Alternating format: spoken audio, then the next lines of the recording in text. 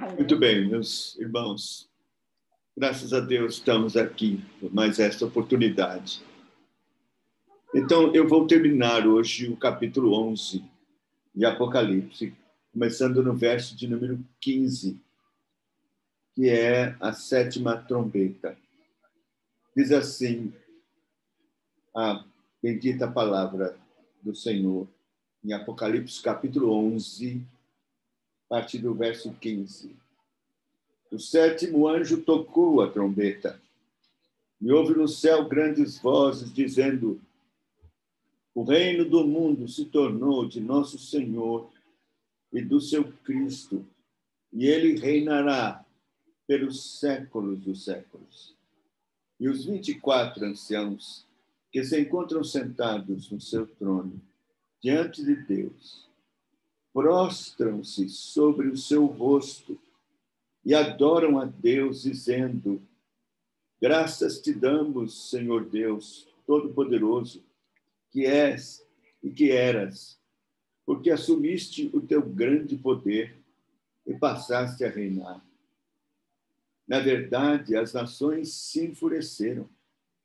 Chegou, porém, a tua ira, e o tempo determinado para serem julgados os mortos, para se dar o galardão aos teus servos, os profetas, aos santos e aos que temem o seu nome, tanto aos pequenos como aos grandes, e para destruíres os que destroem a terra. Abriu-se então o santuário de Deus que se acha no céu, e foi vista a arca da aliança no seu santuário, e sobrevieram relâmpagos, vozes, trovões, terremoto e grande saraivada. Vamos orar. Senhor, tem misericórdia, mais uma vez pedimos. Ajuda-nos. É grande aqui a responsabilidade, a tarefa, e eu preciso, careço, necessito da iluminação que só o teu Espírito Santo pode dar. Que o Senhor Jesus seja glorificado, o teu nome seja glorificado, os queridos irmãos, fortalecidos na fé e na esperança bendita desse encontro com Cristo, nesse dia final. Em nome de Jesus, amém. Bom, graças a Deus, chegamos a esse final do capítulo 11 de Apocalipse, em que a 7ª trombeta será tocada. Nós vimos que os capítulos 10 e 11 eram interlúdio, e agora a 7ª trombeta é tocada. A 7ª trombeta representa mesmo o fim. Nós estamos agora novamente com o relato do último dia, né, quando é tocada esta 7ª trombeta. Então, o que acontece? Diz o texto que o 7º anjo tocou a trombeta e houve nos céus grandes vozes dizendo: o reino do mundo se tornou de nosso Senhor e do seu Cristo, e ele reinará pelos séculos dos séculos. Nós temos dois hinos, duas manifestações. A primeira é da parte dos anjos, é no céu mesmo, uma exclamação grandiosa, forte, numa declaração esplendorosa, dizendo: o reino do mundo se tornou de nosso Senhor, do seu Cristo, e ele reinará pelos séculos dos séculos. Então, a gente tem aqui pelo menos 5 coisas preciosas e importantes. Primeiro, é esse anúncio de vitória. É um júbilo que envolve os céus e também os santos, porque os 24 anciãos representam os crentes, os santos, sentados em trono nesta hora e nesse momento tão glorioso. E veja, diz que ele reinará. O reino do mundo se tornou do nosso Senhor e do seu Cristo. Uma coisa que precisamos aqui ressaltar é que Cristo já reina. O seu reino tem início quando ele é glorificado, assunto aos céus, glorificado, e se assenta no trono, à direita de Deus Pai. E ele reina, ele começa a reinar, ele está reinando nessa dispensação. Isso não há nenhuma dúvida. O reino do Senhor chegou, o reino dos céus já veio, e ele reina soberanamente, governando. O mundo não está acéfalo ou à deriva, ele reina, ele governa, e até as forças do mal estão debaixo do seu absoluto controle. O que acontece é aquele já e ainda não. Por quê? Porque o reino do Senhor já está estabelecido, mas ainda não na sua plenitude. Quer dizer, quando todos os inimigos forem colocados por estrado dos seus pés, ele então reinará no novo céu e nova terra, pessoalmente, não em espírito, mas pessoalmente, e em toda a sua plenitude. A besta, o falso profeta, o anticristo, o dragão, todos serão lançados no lago que arde com fogo e enxofre, e todos os homens ímpios e maus que rejeitaram o senhorio de Cristo e o evangelho, né, vão ser lançados no lago que arde com fogo e enxofre. Então, somente a igreja, os santos anjos, que vão participar deste reino glorioso e maravilhoso na sua plenitude. Então, quando a gente lê o reino do mundo se tornou do nosso Senhor e do seu Cristo, e ele reinará pelos séculos dos séculos, é a completude, é a plenitude. É que chegou agora o momento deste reino absolutamente do Senhor na sua completude, sem as forças do mal agindo, mesmo agora que estão debaixo do senhorio de Cristo, né, as forças do mal, mas elas são adversárias, né? E perseguem a igreja, e elas desonram a Cristo, elas blasfemam de Cristo, né? Essas forças do mal fazem objeção à igreja, à sua marcha, ao seu progresso, tudo planejado por Deus. Então, o reinado agora do Senhor não é pleno, mas naquele dia será absolutamente pleno. E todo o mal, e todas as forças do mal vencidas e lançadas no inferno. Então, esta exclamação é uma exclamação que diz respeito a esta plenitude. É um anúncio de vitória glorioso e maravilhoso do Senhor. A segunda coisa é que esses anjos anunciam o reino que envolve novo céu e nova terra. E esse reino é eterno, para sempre, no novo céu e na nova terra. E ele reinará para sempre e sempre, do Aleluia de Handel. Se refere a isso mesmo, aquele maravilhoso hino que Handel, eu creio, iluminado, inspirado pelo Espírito Santo, né? O Aleluia de Handel. E ele reinará para sempre. Meu pai contava uma coisa interessante sobre esse Aleluia de Handel, que é a primeira vez que Handel compôs e tal, ensaiou, e coral e tudo, e os instrumentos, foi apresentar na corte, o rei sentado. Ouviu toda, porque essa aí é só o coro, né? O Aleluia de Handel. É o Messias de Handel, né? Vem toda a história maravilhosa do Messias de Handel. Aí, quando chegou nessa parte do Aleluia de Handel, que Rei dos Reis, Senhor dos Senhores, e ele reinará para sempre, diz que nesse momento o rei espontaneamente se levantou do trono, ficou em pé. E toda a corte se levantou e ficou em pé. E se ouviu, então, esse coro do aleluia, Rei dos reis, Senhor dos senhores, e ele reinará para sempre. Todo o rei e toda a corte em pé. Meu pai disse, essa era a razão, porque quando se ouvir, alguém ouvisse, ou a igreja ouvisse o Handel, aleluia, devia se colocar de pé para ouvir esse coro. Meu pai defendia isso aí porque ele ouvia essa história. Mas então, Rei dos reis, Senhor dos senhores, um reino eterno, se tornou do Senhor e reinará pelos séculos dos séculos.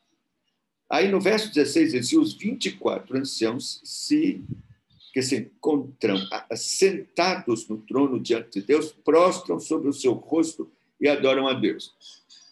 Então, a gente tem aqui a igreja dando graças. Nós já vimos que os 24 anciãos representam a igreja desde lá, no capítulo 4, que nós aprendemos sobre os 24 anciãos nos céus. Então, representa a igreja vitoriosa, assentada no trono. Mas, nessa hora, ela desce do trono, a igreja deixa o trono e se prostra para dar graças, né, ao Senhor. Eles estavam sentados, prostraram-se sobre o seu rosto e adoraram a Deus, dizendo, graças te damos, Senhor Deus Todo-Poderoso, que és. E interessante, não tem que hás de vir, porque já veio. Né? Nós estamos aqui tratando já de uma descrição no pretérito. Cristo já veio. Que és, que eras, porque assumiste o teu grande poder e passaste a reinar. É interessante, isso aqui é uma visão que João está tendo, muito lá, 2000 anos atrás. Mas a descrição é feita no pretérito, como algo que já está realizado, porque aos olhos de Deus já está isto realizado. Isso aqui não haverá nenhuma variação, alteração em absoluto. Por isso é que toda a narrativa desta visão é feita no pretérito, nós chamamos auristo no grego. Quer dizer, é quando se quer dizer que alguma coisa é tão absolutamente certa que a descrição é feita no passado. A gente tem um exemplo disso, por exemplo, em Romanos, no capítulo de número 8, você pode observar que isso aqui é feito todo no pretérito, a partir do verso 29, diz assim, porquanto aos que de antemão conheceu, pretérito, também os predestinou, pretérito, para serem conformes à imagem do seu filho, a fim de que ele seja o primogênito entre muitos irmãos. E aos que predestinou, pretérito, a esses também chamou, pretérito, aos que chamou, a esses também justificou, pretérito, e aos que justificou, a esses também glorificou. A totalidade dos eleitos da igreja já está aos olhos de Deus, já foi predestinada, já foi chamada, já foi justificada e já foi glorificada. Tudo no pretérito, tudo no passado. Então, esse é um exemplo de como essa visão que João tem é algo já absolutamente realizado aos olhos de Deus. Então, a igreja dá graças. Ela dá graças, primeiro, porque Cristo reina. Cristo reina agora de forma absolutamente completo, vitorioso, totalmente vitorioso sobre os seus inimigos. Ele cumpriu sua promessa. A igreja está glorificada e vitoriosa. Então, sai do trono, porque ela está no trono para reinar com Cristo, mas desce e se prostra, com o rosto em terra, e dá graças ao Senhor, porque Cristo reina. Segundo, porque Cristo julgou com justiça os seus inimigos. Veja, diz assim: na verdade, as nações se enfureceram. Chegou, porém, a tua ira e o tempo determinado para serem julgados os mortos. Então, a igreja havia feito esta súplica lá no capítulo 6, versículo 9, debaixo do altar, para que o Senhor julgasse. E foi dito que aguardasse para se completar o número dos que haviam de morrer. Já se completou e agora é realizada a resposta plena da oração, com o juízo total, absoluto, sem sobrar, faltar da ira de Deus ser derramada sobre os ímpios. Você vê o que é júbilo para os crentes, glória, e mais para frente galardão que vai receber. Para os ímpios é juízo terrível, horror, algo que é inimaginável. A ira de Deus derramada sobre eles. Mas veja, dá graças pela recompensa, porque, veja, diz assim como ele julgou, vindicou sua justiça diante dos olhos da igreja sofredora, que agora está em glória e vitoriosa, mas que sofreu, foi vingada e vindicada a justiça de Deus. Agora diz assim, a recompensa para se dar o galardão aos seus servos, aos profetas, aos santos e aos que temem o teu nome, tanto pequenos como os grandes. Então, dá graças por esta recompensa, que é o galardão que o Senhor vai dar a cada um dos seus servos. Uma recompensa. Ora, bastava a glória de estar lá sentado naquele trono, né? e de ser salvo, mas ele ainda vai dar um galardão, né? A todos aqueles que trabalharam na sua obra. Ele promete isso. Nós não sabemos exatamente o que vai ser esse galardão, mas ele vai dar o galardão aos seus. Então, a igreja dá graças pelo juízo, dá graças pela recompensa.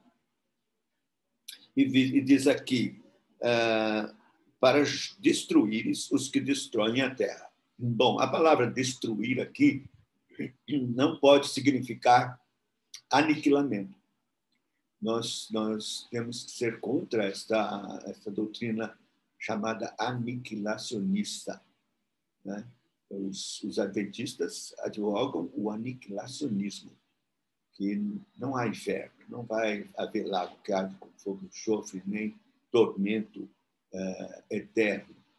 Mas nós cremos que há, sim, a Bíblia fala do inferno, e que os ímpios vão receber seus corpos de horror e de vergonha para receber no corpo tudo aquilo que fizeram contra o Senhor. E eternamente, nesse chamado lago que arde com fogo e enxofre, que é o estado definitivo do juízo eterno.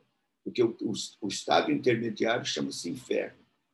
Mas o inferno vai ser lançado no lago que arde com fogo e enxofre. Muita gente não sabe disso. No nosso símbolo de fé falam do estado intermediário. Aí o pessoal não gosta disso porque fica pensando que parece com purgatório. Mas estado intermediário não tem nada a ver com purgatório. É o paraíso, o céu, e é o inferno. Isso é um estado intermediário. Por quê? Porque não é o definitivo. O céu, a igreja vai descer do céu para viver aqui em novo céu e nova terra. E o inferno vai ser lançado no lago que arde com fogo e enxofre. Deixa eu ver, isso aqui está deixa eu ver, no capítulo 10, capítulo 20, versículo 10. O diabo, o sedutor deles, foi lançado para dentro do lago de fogo e enxofre, onde já se encontram não só a besta, como também o falso profeta e serão atormentados pelos séculos dos séculos. Deixa-me ver aqui, tem outro que fala sobre o inferno sendo lançado no Lago do Fogo. Um pouquinho, eu acho.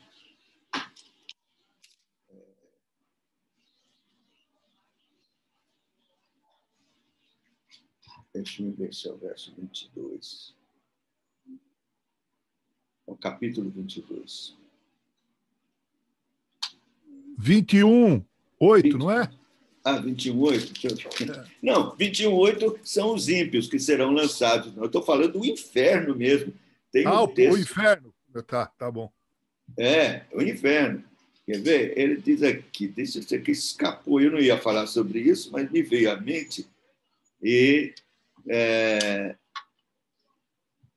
deixa eu ver se acho aqui no 22. Gente, me escapou. Eu vou dar essa tarefa para vocês acharem esse versículo para mim, que é... 14 tem alguma coisa. Hã? 20:14. Tem alguma coisa. Peraí, 20:14. Deixa eu ver. Pronto. É isso mesmo. Obrigado, Zé. Então, a morte e o inferno foram lançados... Olha aqui. A morte e o inferno foram lançados para dentro do lago de fogo. Essa é a segunda morte, o lago de fogo. Verso 14 do capítulo 20. Isso mesmo. Então, é um estado intermediário, mas que o definitivo vai ser lago que arde com fogo e enxofre. Então, a igreja dá graças pela sua vitória e proclama este juízo terrível da parte de Deus, né? A igreja louva ao Senhor lá no capítulo 4, a Deus, o Criador. No capítulo 5, ela louva o Redentor, que foi digno de abrir o livro único, que foi digno, né? E no capítulo 11, agora, ela dá graças e glorifica a Cristo como Rei, o que reina soberanamente. Muito bem. Então, a última coisa, o 5, nós temos aqui uma expressão que eu sei que parece estranho. Por que está esse verso aqui?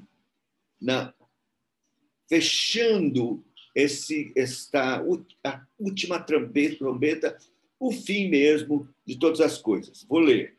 Abriu-se, então, o santuário, verso 19.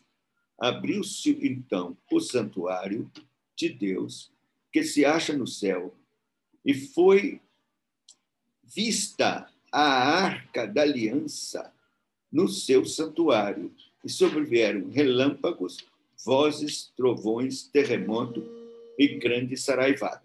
Bom, sabemos que ao fim, por causa desses relâmpagos, vozes, trovões, terremoto e grande saraivada, é a mesma expressão que nós vimos no capítulo 8, versículo 5, você se lembra?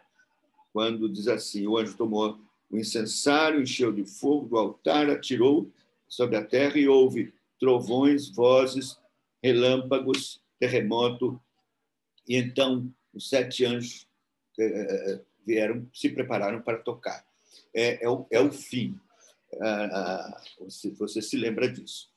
Mas aí nós nos deparamos com essa visão da arca da aliança no céu, como no santuário. E então, como é que o que é isso? Porque a arca, como nós sabemos, ela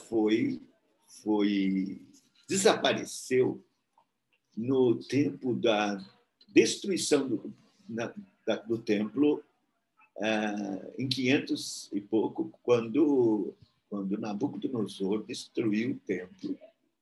Nunca mais se ouviu falar da arca desde aquele tempo. Você veja, eles voltaram, reconstruíram o templo, tudo, mas o Santo dos Santos vazio, sem a arca. No tempo de Jesus, quando Jesus veio, não tinha arca.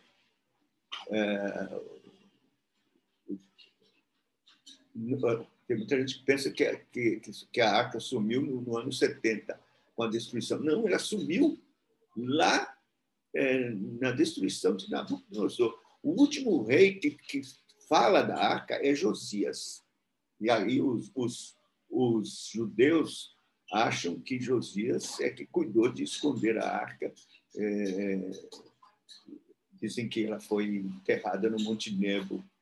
Mas a arca sumiu. Até hoje se procura a arca. Mas nós temos um texto em Jeremias, em que Jeremias fala claramente que a arca iria sumir.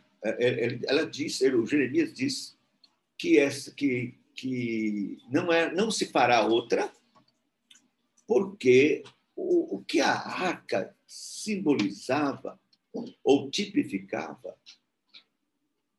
ela se tornou antitipo, porque Cristo veio.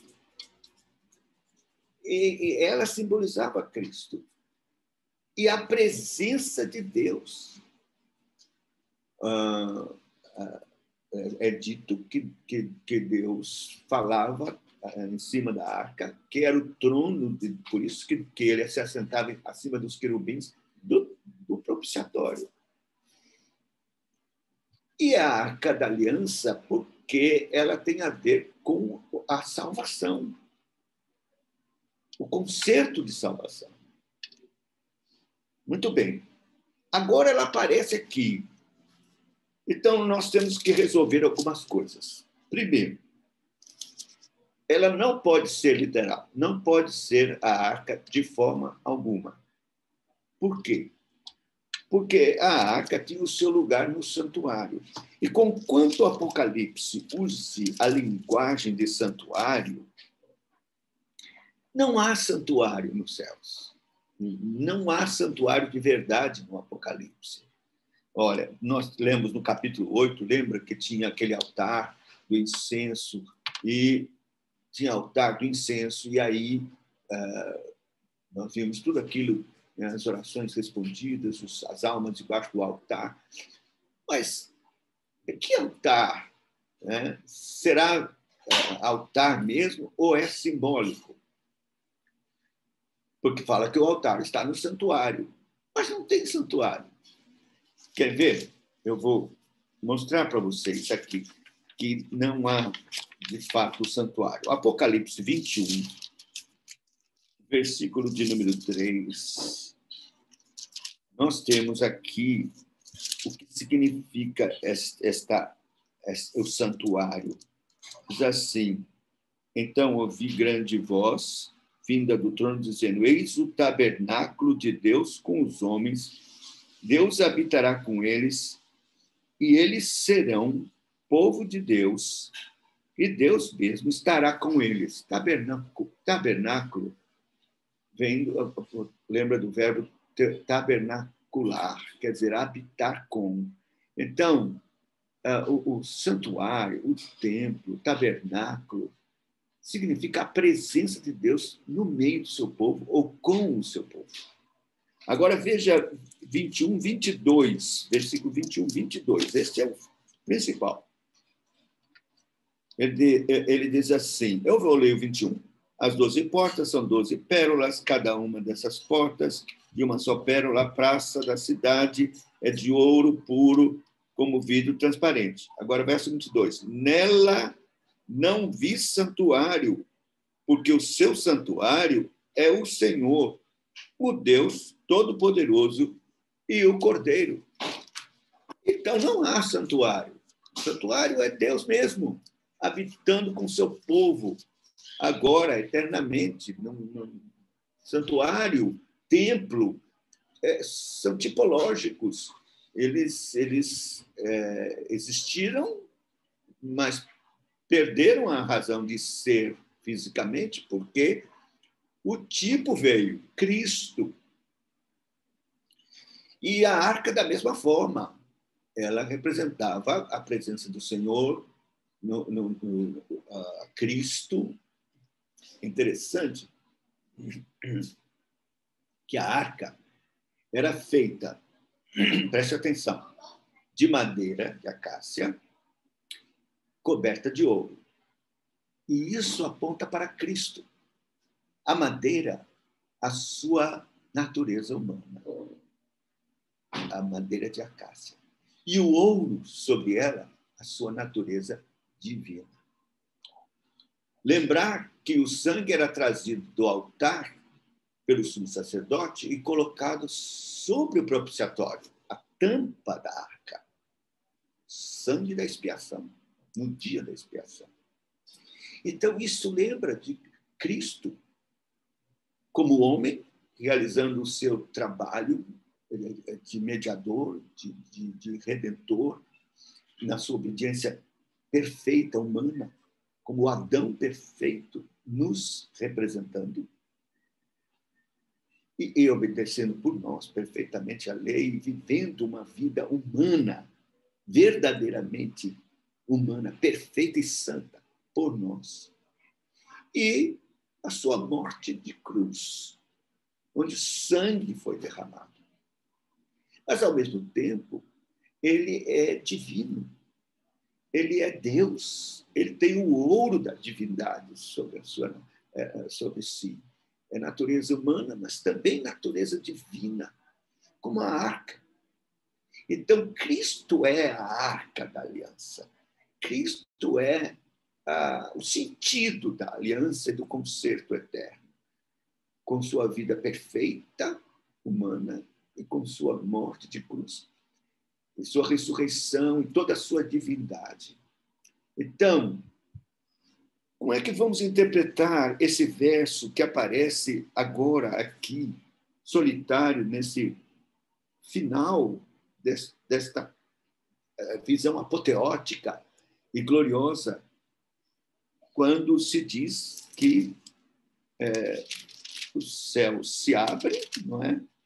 Vou ler novamente aqui o verso 19, que diz assim: abriu-se, então, o santuário de Deus, que é, sabemos, simbólico, não é o santuário verdadeiro, é os céus, onde Deus está, que se acha no céu. E foi vista a arca da aliança no seu santuário. Bom, para nós, então, o céu se abre para estarmos tabernaculando com Cristo neste santuário que é o próprio Deus, eternamente. Nós estamos lá. É a presença do Senhor conosco. E a arca é Cristo mesmo. É a presença de Cristo, que é o centro do céu, que é o mais importante do céu. Quando olharmos para Cristo, nós vamos lembrar da nossa salvação, lembrar de tudo que Cristo fez por nós e seu sangue. Não tem como dissociar Cristo da sua obra redentora. Nós vamos ver furos nas suas mãos feridas, vamos ver seus pés feridos. Então, nós vamos vê-lo como a arca do concerto, da aliança, do concerto eterno que Deus fez com Cristo, por meio de Cristo, para a nossa salvação. Vamos olhar para Cristo, vamos lembrar da arca e desse concerto da aliança. E vamos estar para sempre com Ele, glorificando por sua obra redentora, por nós, eternamente, na sua presença.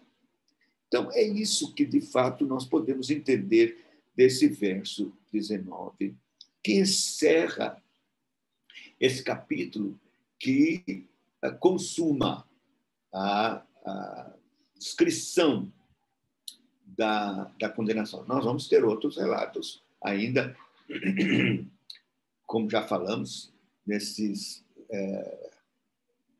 dessa forma apocalíptica, paralelismo de recontar